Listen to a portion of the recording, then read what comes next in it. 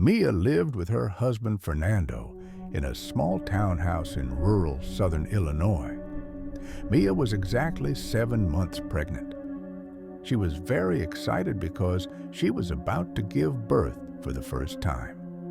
In the town, there was a toy factory converted from an old grain silo. The factory had introduced a revolutionary product that would help future mothers. The product was special toy babies for expectant mothers that made realistic sounds. The company's engineers had installed a new prototype in these babies, not an ordinary sound chip. The chip was programmed to respond to the emotional bond between mother and baby. This idea seemed revolutionary because it was advertised as a baby that feels a mother's love. This way, expectant mothers could practice with the toy babies before their children were born and prepare themselves for child care. The babies cried convincingly, made sucking sounds, and fell silent immediately when gently rocked. Like all the women in town, Mia had lined up to buy the product. When Mia held the toy in her hands, her eyes welled up. The little plastic baby cried like a real baby, then fell silent with shaky breaths when she picked it up and gently rocked it. Fernando approached somewhat distantly, saying, "It's not that real, dear, it's just a toy." But as Mia played with the toy, she felt a strange warmth inside.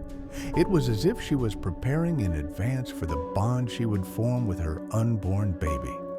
Days passed.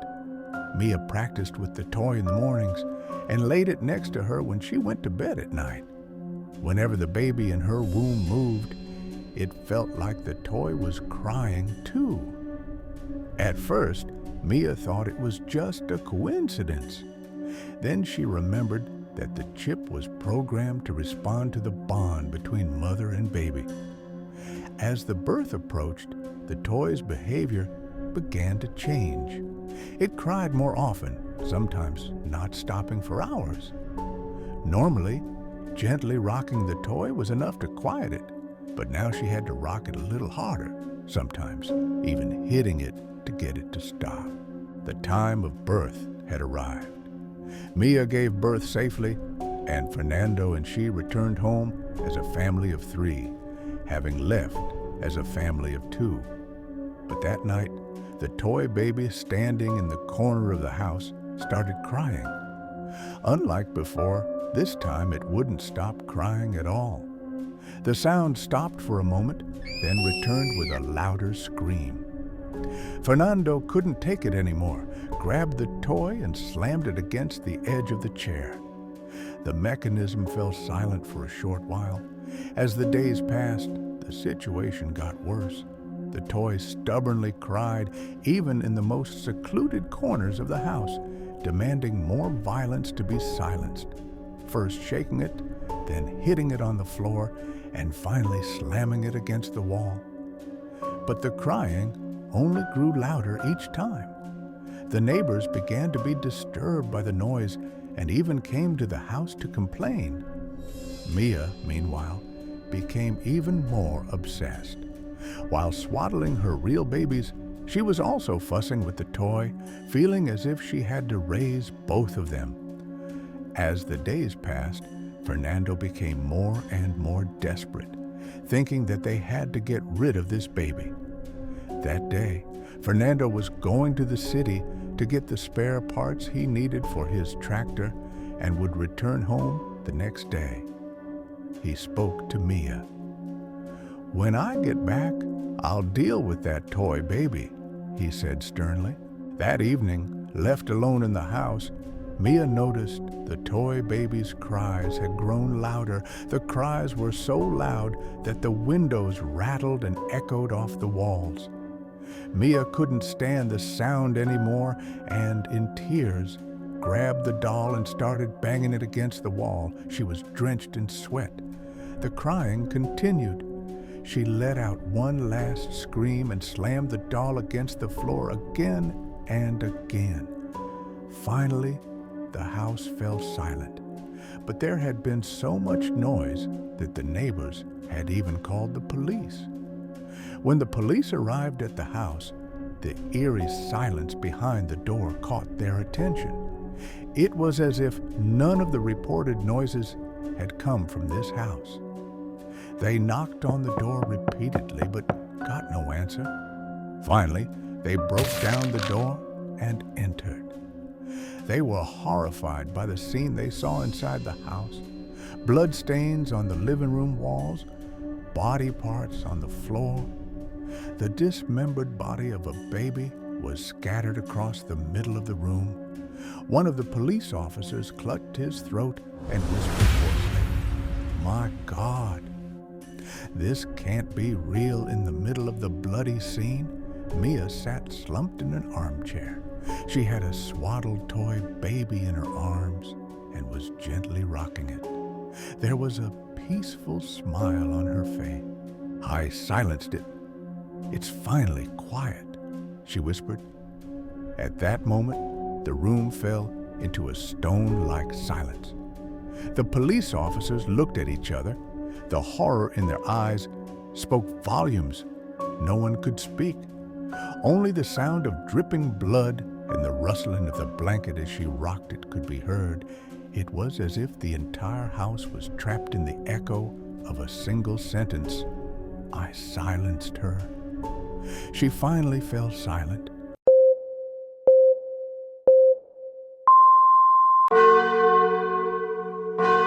This week, John was responsible for cleaning the pool at the gym. After everyone left, he would clean the locker rooms in the pool, check the last doors, and go home.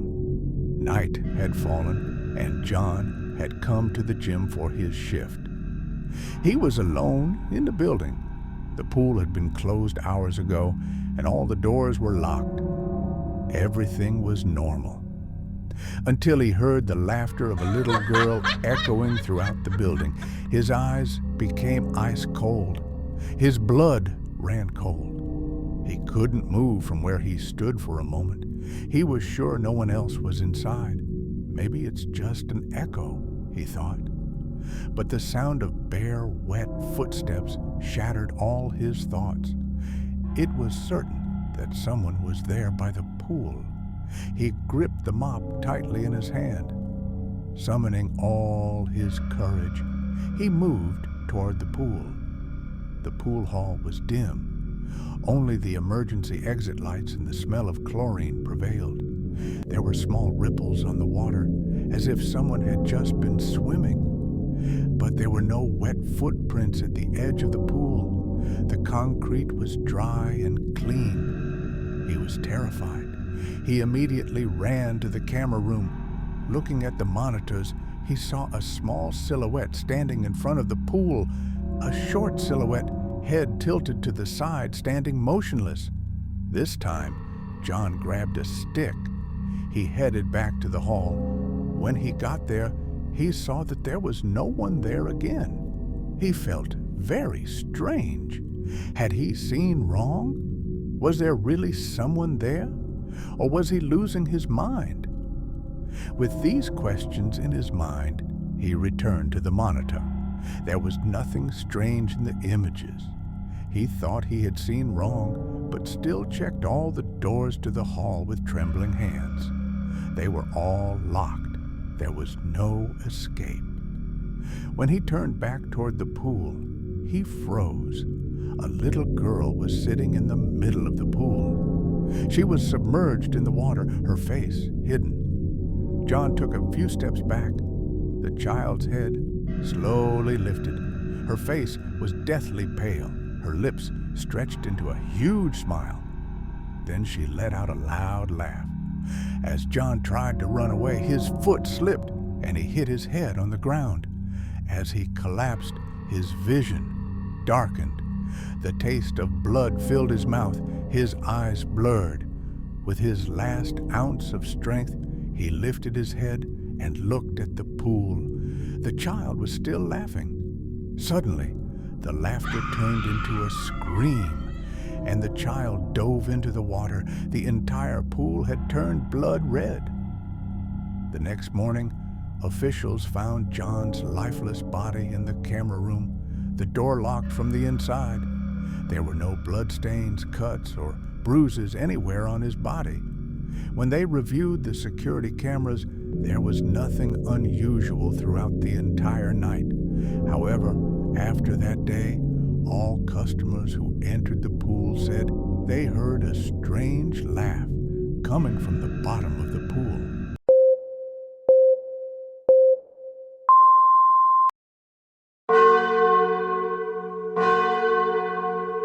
That day, I went to the hospital to find out the cause of my weeks-long discomfort. Tests were done. IV fluids were administered. Everything seemed normal, but I still felt strangely uneasy. I was tired and just wanted to go home. Attributing my unease to fatigue, I left the room to go home. As I walked down the corridor and reached the elevator lobby, a doctor who was already in the elevator held the door open for me. After thanking the doctor, we began our descent in a strange and profound silence. The cabin was narrow and gloomy, the fluorescent lights buzzing, the hum of the motor coming from deep within. I waited silently for us to go down.